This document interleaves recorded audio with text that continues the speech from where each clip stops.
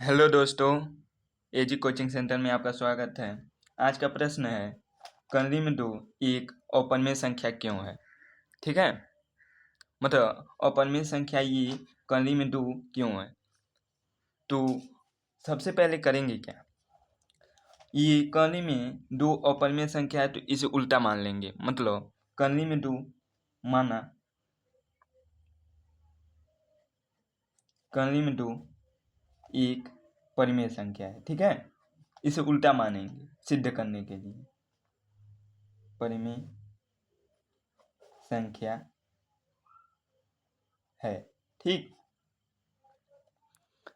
जब इसे परिमेय संख्या मान लिए तो इसे कर्ली को 2 को पी बटा क्यू के रूप में लिख सकते हैं, क्योंकि हम जानते हैं परिमेय संख्या वही संख्या होता है जिसे हम पी बटा क्यू के रूप में लिख सकते हैं। ठीक है, और कोष्टक में लिखेंगे क्या, इसे याद करना पड़ेगा। जहाँ पी और क्यू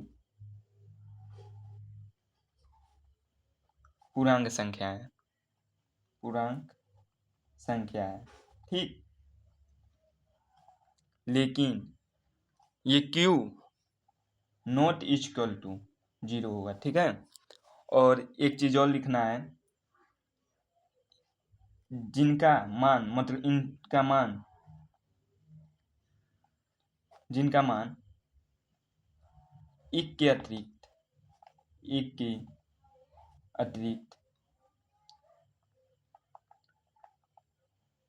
अतिरिक्त कोई अन्य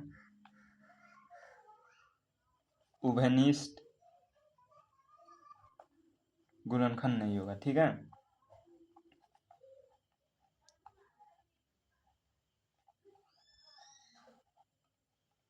नहीं होगा। ठीक,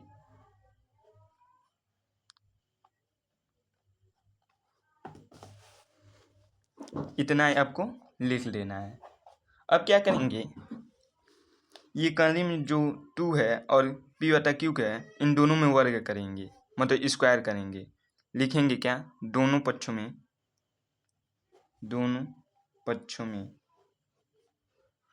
वर्ग करने पर यहाँ पे एक चीज लिखा हूँ, कोई एक के अतिरिक्त अन्य उभयनिष्ठ नहीं होगा, मतलब सौभाज्य होगा। मतलब HCF जैसे 2 और 5 यहाँ पे है। ठीक, इनका अगर गुणनखंड करें तो इसका क्या आएगा, 2 गुणे 1, और इसका क्या आएगा 5 गुणे 1। HCF निकालेंगे तो ये कॉमन है, तो HCF क्या आएगा 1। मतलब कोई भी करें तो उनका गुणनखंड एक ही हमेशा आए, इसी को कहते हैं हम लोग सहअभाज्य। ठीक है, मतलब हम लोग कोई भी संख्या हो इन दोनों में, अगर उनका गुणनखंड करें तो एक ही आए, मतलब HCF एक ही आए। ठीक है, तो इसी को एक के अतिरिक्त लिखे हैं। ठीक है, और दोनों में अगर स्क्वायर किए दोनों पक्षों में तो ऐसे होगा। ठीक, पी बटा क्यू पे स्क्वायर और कर्ली में 2 पे स्क्वायर। अब क्या करेंगे, वर्ग से कर्ली कट जाएगा तो 2 आएगा, बराबर पी पे स्क्वायर आएगा, फिर क्यू पे स्क्वायर आएगा।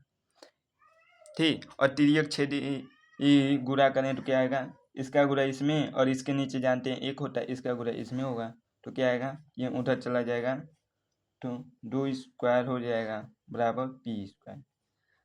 अब लिखेंगे क्या, चूंकि पी स्क्वायर मतलब ये पी स्क्वायर कॉमन लगा के लिखें, 2 से विभाज्य है।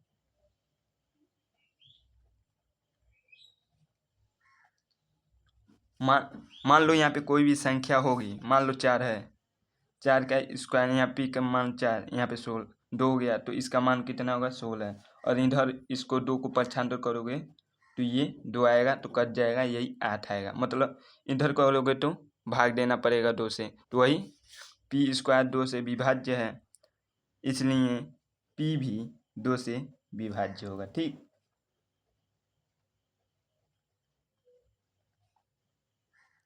इतना लिखेंगे। उसके बाद क्या लिखेंगे, पुनः एक संख्या मानेंगे, पुनः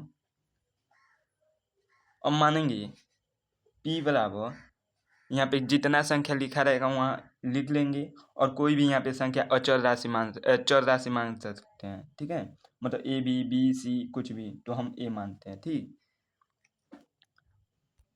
अब इसे समीकरण 1 मान लेते हैं और समीकरण 1 में p का मान रख देते हैं।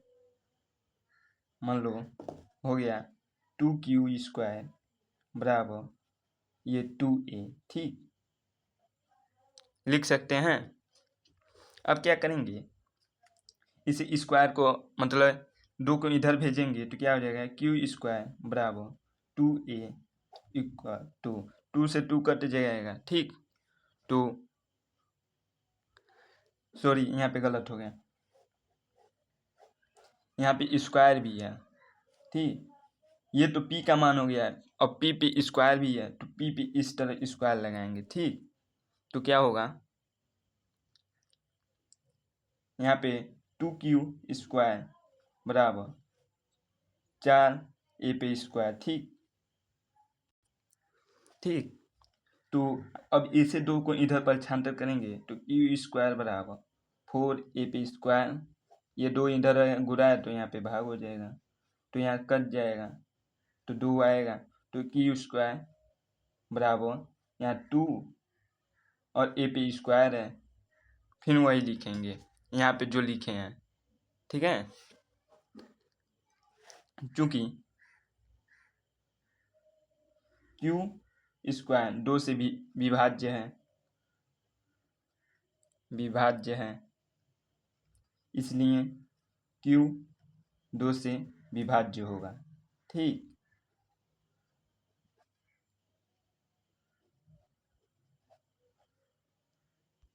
फिर लिखेंगे क्या,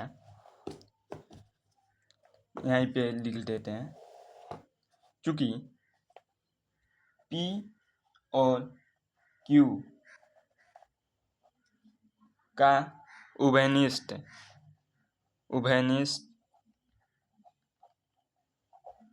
गुणनखंड कितना है, गुणनखंड यहाँ पे 2 आ रहा है तो 2 लिख देंगे, 2 है। लेकिन हमने यहाँ पे क्या लिखा था, यहाँ पे हमने लिखा था एक के अतिरिक्त कोई अन्य उभयनिष्ठ गुणनखंड नहीं है, तो इसलिए लिखेंगे अतः हमारी कल्पना असत्य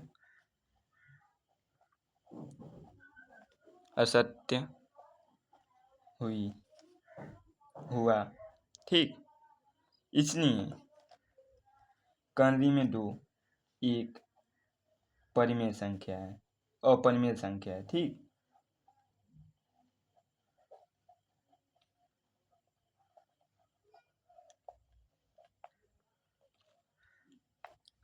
ठीक, अगर यहाँ पे ये तो हमारा हो गया सॉल्व। ठीक, अगर यहाँ पे हमारा कर्णरी में 3 हो, 4 हो या 5 हो, ठीक, 4 तो नहीं होगा, मतलब अभाज्य संख्या होगा, 3 हो, 5 हो, 7 हो, तो क्या करेंगे, जहाँ पर 2 है, जो अंक यहाँ पे रहेगा वही करना है। यहाँ पे मान लो यहाँ पे 2 रख देंगे, फिर यहाँ पे 2 मतलब यहाँ पे 3 रखेंगे तो यहाँ पे 3 हो जाएगा।